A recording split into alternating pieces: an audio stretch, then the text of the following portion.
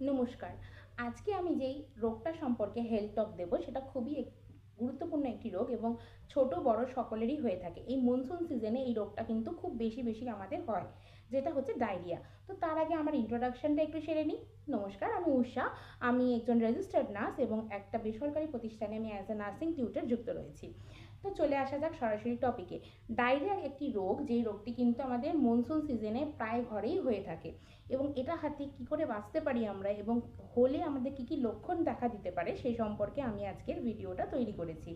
তো আপনারা সাথে থাকুন এবং শুনতে থাকুন। যদি ভালো লাগে অবশ্যই একটা লাইক এবং কমেন্টস করে যাবেন। আপনাদের ভালোবাসাই কিন্তু আমার অনুপ্রেরণা। তো সরাসরি টপিকে আসা যাক। ডায়রিয়া কিন্তু একটি এমন রোগ যেটা জলের মাধ্যমে এবং খাবারের মাধ্যমে এবং অস্বাস্থ্যকর অভ্যাসের মাধ্যমে ছড়িয়ে পড়ে। তো এই রোগ থেকে বাঁচার জন্য কিন্তু আমাদের অবশ্যই যেই প্রতিরোধটা নিতে হবে, প্রতিরোধমূলক ব্যবস্থা, সেটা হচ্ছে হ্যান্ড ওয়াশিংটা ভালো করে জানতে হবে এবং শিশুদের বিশেষ করে খাওয়ার আগে এবং টয়লেট ব্যবহারের পরে হ্যান্ড ওয়াশিং অবশ্যই সাবান দিয়ে বা অন্য কোনো লিকুইড সোপ দিয়ে করাতে হবে, যাতে করে কিন্তু আমরা অনেকটাই প্রতিরোধ করে ফেলতে পারবো ডায়রিয়াকে। এছাড়া টাটকা ফল সবজি খেতে হবে।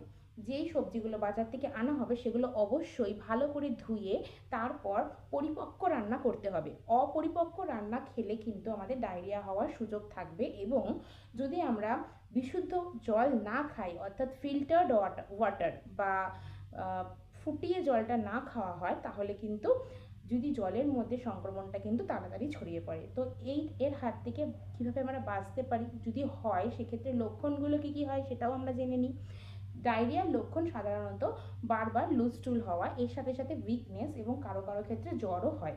তো ডায়রিয়া হলে অবশ্যই আপনারা ডাক্তারবাবুর পরামর্শ নেবেন। এছাড়া যেটা প্রথমেই ঘরে শুরু করবেন সেটা হচ্ছে ওআরএস খাওয়া। ওআরএস কিন্তু একটি পানীয়ের সাথে জলের সাথে মিশিয়ে খেতে হয়। সেই অনুপাতটা কিন্তু প্যাকেটের গায়ে লেখা থাকে। সাধারণত একটি প্যাকেটে 1 লিটার জলে গুলে খেতে হয়।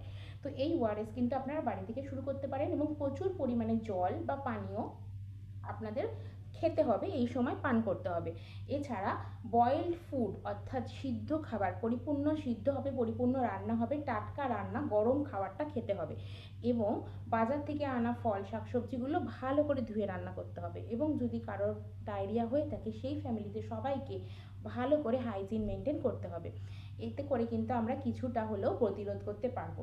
তো আশা করি আমি ডায়রিয়া সম্পর্কে লক্ষণগুলো ও প্রতিরোধমূলক ব্যবস্থাগুলো সম্পর্কে কিছুটা হেলথ টক দিতে পেরেছি অ্যাজ এ নার্স। তো আমার ভিডিও যদি আপনাদের ভালো লেগে থাকে, আমার ভিডিওতে একটি লাইক এবং কমেন্ট করে আমার পাশে থাকবেন। ধন্যবাদ।